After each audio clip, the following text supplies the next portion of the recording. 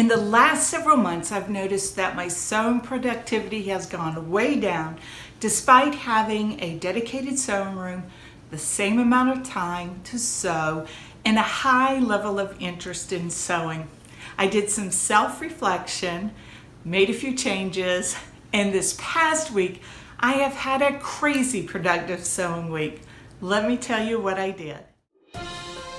Part of my self-reflection was to talk to a very good friend who has a similar sewing style to me, and that really helped me identify the things I needed to tweak and a couple of big changes that just needed to happen in order for me to spend more joyful time sewing.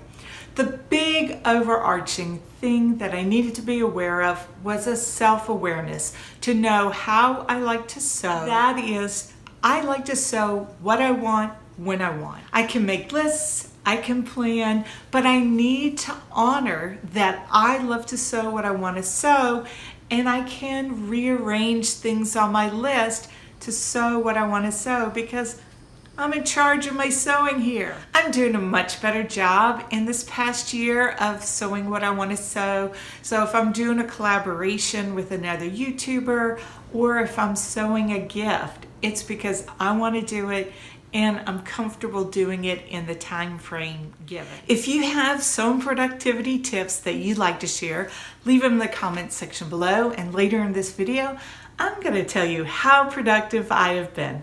Let me tell you, my mind is a cluttered space and I need to give myself every advantage. I know that I sew best and enjoy it best when I am sewing in a tidy sewing space. It helps to keep my mind free and focused, and it is also more efficient. It gives me clear surfaces to put my pattern pieces, my cut pieces, and my fabric. No more accidentally cutting a fabric piece out of the skirt that I have already cut out and then not having enough fabric to sew the garment. That's happened to me once and never again, I hope. I have found that taking that little bit of time to tidy up the sewing space pays big dividends and saves me a lot of time in the long run. And speaking of time, I don't always have giant stretches of time in order to sew, and I have found that if I take those moments and do what I can in those moments, that it really moves my project along, particularly at the beginning of a sewing project. I can run up to my sewing room, I can change the thread and needles in my sewing machine, in my serger if needed. I can pull out my fabric, all the notions that I'll need, and get them out on my cutting table, ready to go. I can iron the fabric, and one thing that I've started doing recently that has really helped my productivity is I will send the instructions that are PDF instructions from my laptop to my tablet, and I put it on a stand right behind my sewing machine, and it's very quick to reference those instructions. I don't like to print out instructions. I found that really has helped my productivity because I'm not stopping what I'm doing to go over to the laptop to reference or moving the laptop onto my cutting table, which I also use for pinning my garments. I found that I was having to shift that laptop too much and that the tablet really did help my productivity. I have to talk about inspiration. That is so important for me. I need to feel inspired to want to sew what I want to sew. I find my inspiration in several ways. One is looking at the new pattern releases, Instagram, YouTube, chatting with my friends, looking to see what the styles are. Not that I'm a style maven, but I get a lot of information just looking around me. The other place I find inspiration is looking in my wardrobe, identifying both what I have sewn, what I like to wear, and what I need to have in my closet. So when it comes to what I like to wear, that's no mystery to me. I love a dress, and if you've been following my channel or the channels of some of my friends, I love a dress. I'm a big promoter of the dress. And the secret is I am lazy. The dress is so easy. You just pull it on and go. There's no matching, there's no coordinating. It's all there and it's easy.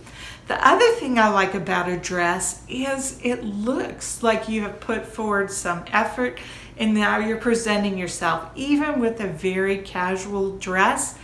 And I like to wear dresses a lot for that reason as well, but mostly because they're easy. Knowing how much I love a dress and looking at my closet, I did not have as many me-made dresses that were suitable for this very hot weather.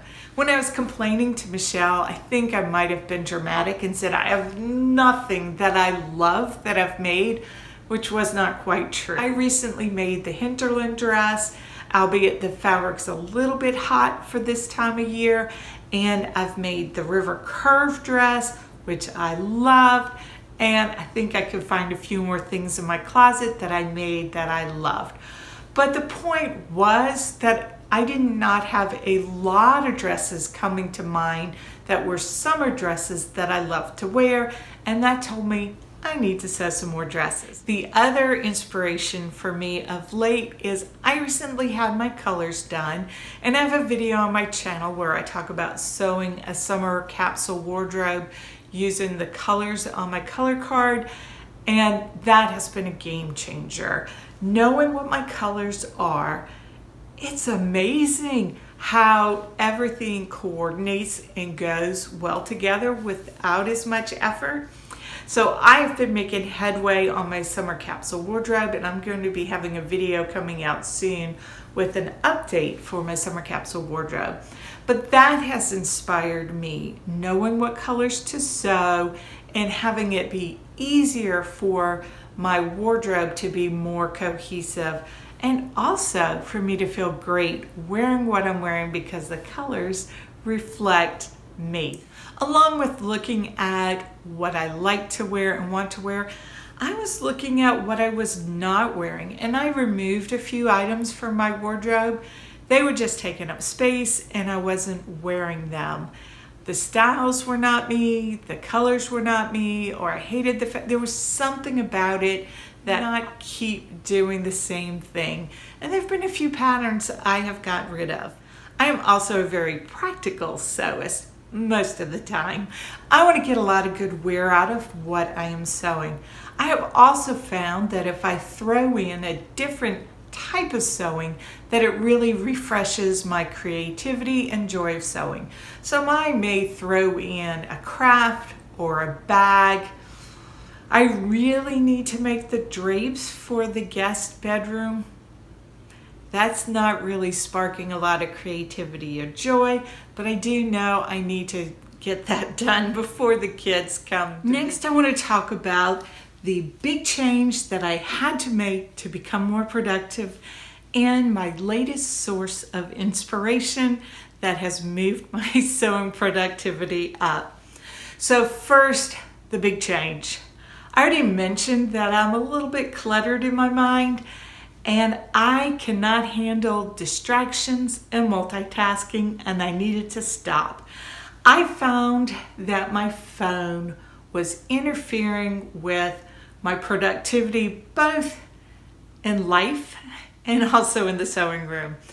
So I started leaving my phone in another room and only bringing the phone out when I absolutely needed to use the phone and not to just get lost in the phone. And I have been loving it.